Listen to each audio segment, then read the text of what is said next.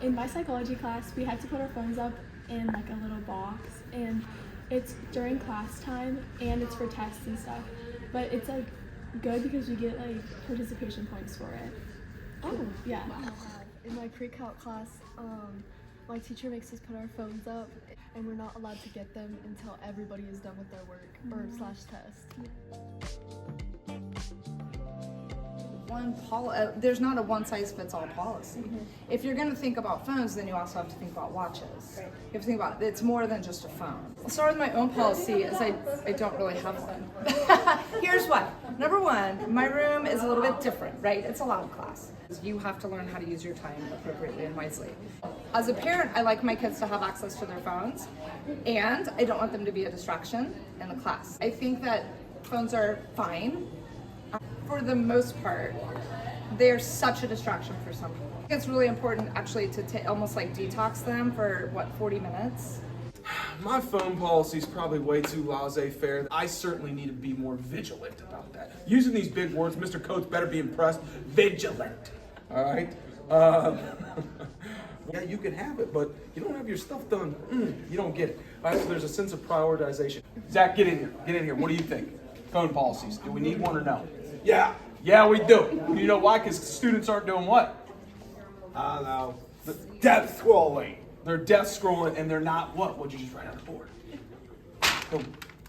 No, what'd you write on the board? Locking it in. Locking it in. They're not locking it in. My God. I get very irritated trying to combat that constantly. I think they can be a great tool. Do kids use them as a great tool? Not always. The researchers found that following a ban on phone use, schools' test scores improved overall by 6.4%.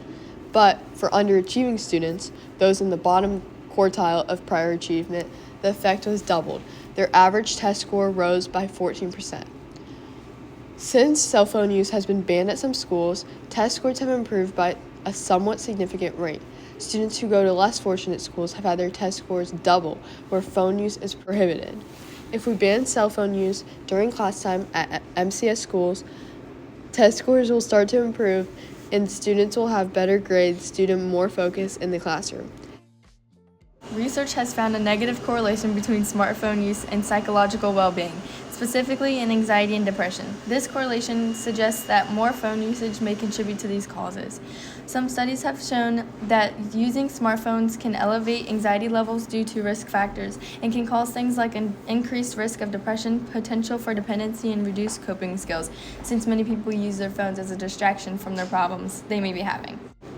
A new study from the Program for International Student Assessment found a link between phone usage and declining academic performance. Students who spend more time on their phones tend to do worse in school. Researchers see that allowing phones into classrooms show that students interact less with each other and don't pay attention to class instructions as much, resulting in lower test scores and worse performance in school. We believe Mason City schools would benefit from taking on Governor DeWine's cell phone policy to limit smartphone use in the classroom. It would encourage students' grades to improve, as well as help to protect from the heightened risk of depression and anxiety associated with the use of smartphones.